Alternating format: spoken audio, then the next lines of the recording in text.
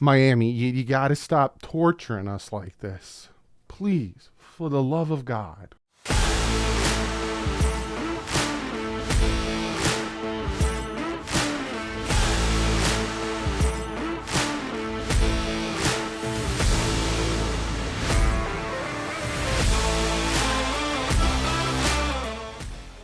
What is up, Finn fans? Miami Dolphins 6-3, defeating the Chicago Bears 35-32.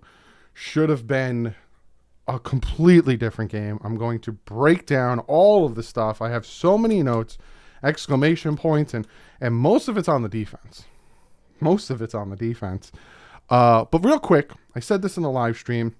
A lot of you guys noticed my merino hoodie jersey, or a lot of you guys notice my black Dolphins hat. All of these things I get from Fanatics. A lot of times, hey, would you get that jersey, that t-shirt, that hat? It's mostly from Fanatics. And I know a lot of you guys ask a lot, so I partnered with them. So in the link in the description will take you to the Fanatics Miami Dolphins homepage.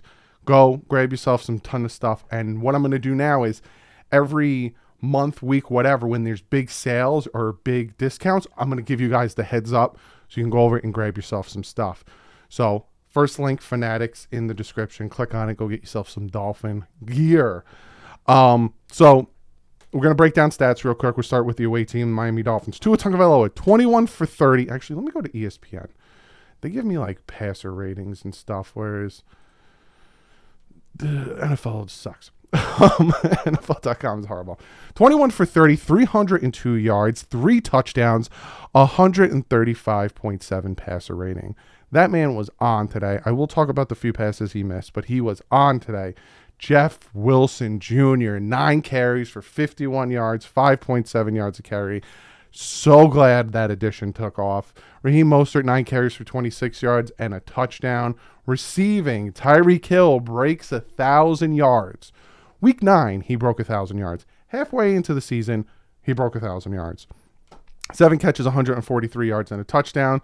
Jalen Waddle, 5 catches, 85 yards and a touchdown. Jeff Wilson was the other touchdown. He had 3 catches for 21 yards and the touchdown. Tua did have a fumble. It was a bad snap. Scared the crap out of me. Again, I was afraid of those things happening, but the snap at his legs. But he did recover it.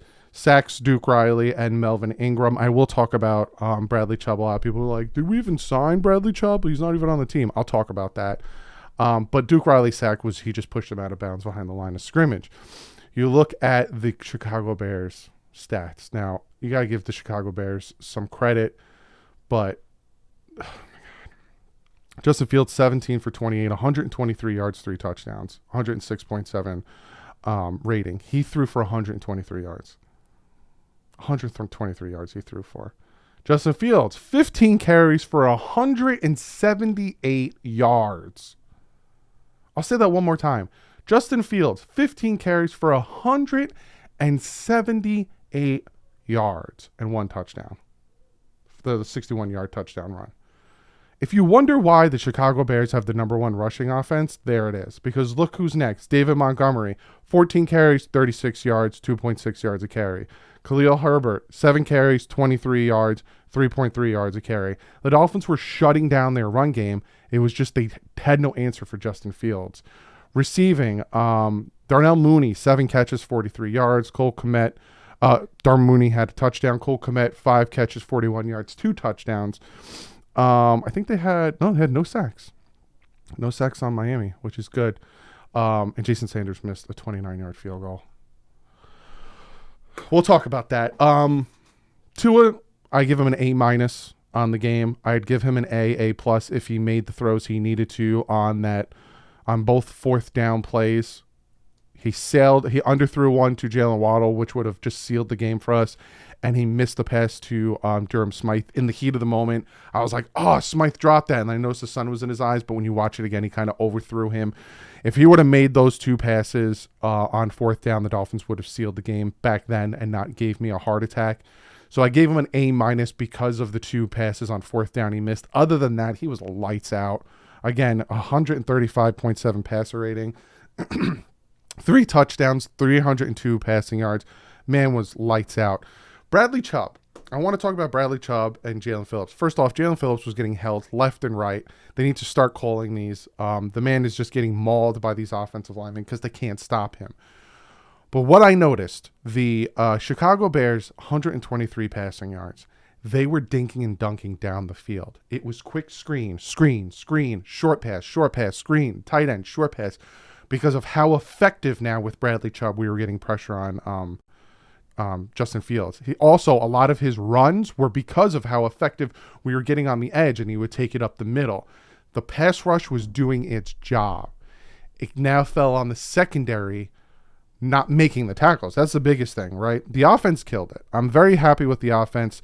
There were some calls here and there down the stretch of the game where I didn't like some of the cute plays, like on fourth down, the pass to Durham Smythe.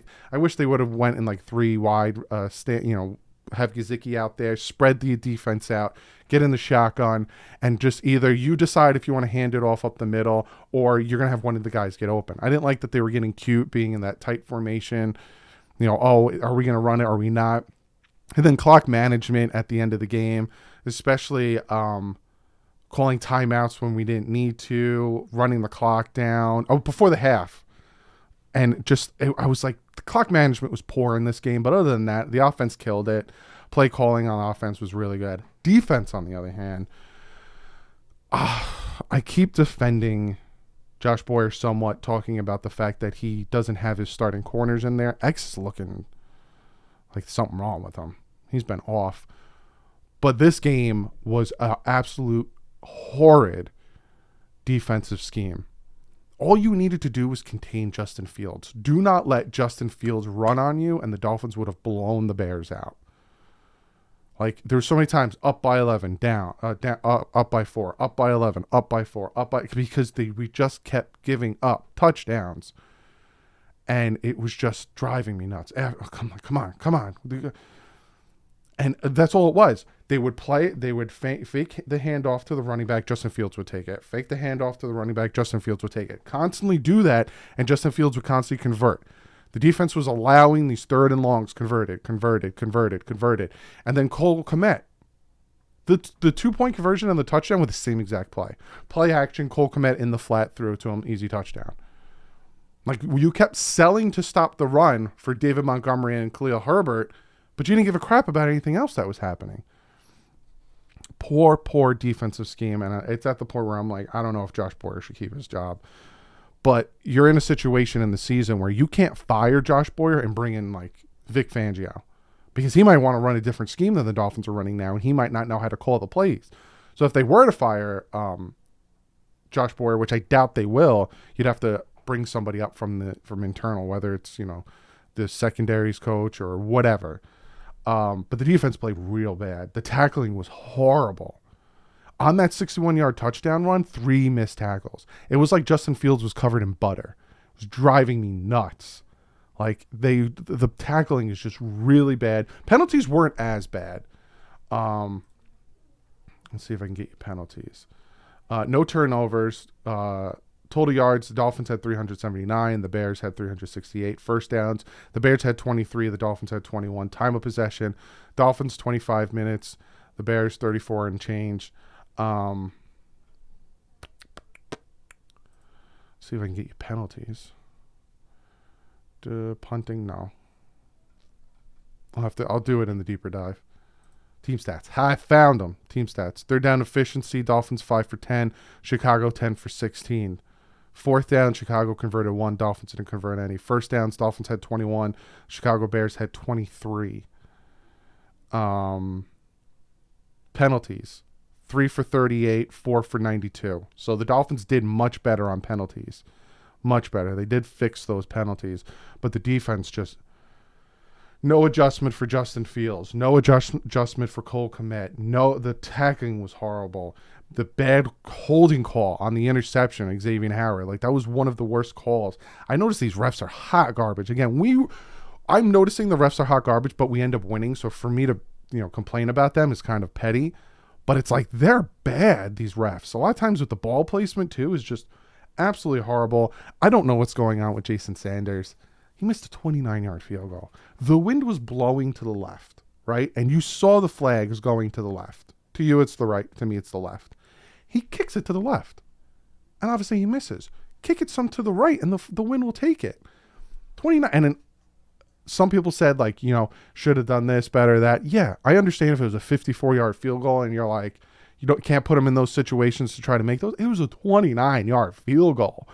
That's 4 yards away from an extra point. How do you miss that? To the point where they went for it on 4th downs because they didn't trust him to make the field goals. I don't know what's going on with Jason Sanders. The defense made the stops when they needed to, and that's where we kind of took more of a lead. But again, then the defense didn't make the stops, and the offense couldn't, you know. But overall, this is a sloppy game on the defense. Your offense scored 35 points. 35 points your offense scored. You got to stop them. No, sorry, 28 points because we had the block punt for a touchdown. Your offense scored 28 points. Defense got to do better. You're not going to win games with your defense playing the way they played. Jets won, though. I'm going to talk about that real quick. The Jets beat the Bills. And that does help the Dolphins. I know we wanted some wanted the Bills to win, so that the Dolphins could be all by themselves in second place. But with the Jets beating the Bills, now the Dolphins and the Jets are tied, still for second, but they have the lead because of the head-to-head, and only one game out of first place. So if the Dolphins and the Bills keep winning up to that Bills game, all of a sudden we can be tied for them. So big that the Jets beat the Bills. I know Jet fans are probably super pumped that they beat the Bills, and as they should be, just like the Dolphins were. But again, Bears, you guys, Justin Fields played ridiculous with his legs. The man ran all over us. Cole Kmet, you guys took advantage. But at the end of the day, the Dolphins made the plays they needed to. They won the game. Very happy to be 6-3. Going home, we face the Cleveland Browns home, then have a bye week, then we face the Texans home. 3 straight weeks of being home. Get rested. Let's beat the Browns, and let's get rested. Let's get our guys back. Austin Jackson, you know, hopefully Byron Jones, X gets healthy, Teron Armstead gets healthy. All these guys get healthy. They get fresh legs going into a tough stretch. But the Dolphins get this win. I'm very pumped. I will see you guys tonight. Later tonight, I will put out the best of live stream. And then tomorrow, mid-season review mixed in with a deeper dive. But other than that, like usual, guys, stay classy. If it's up.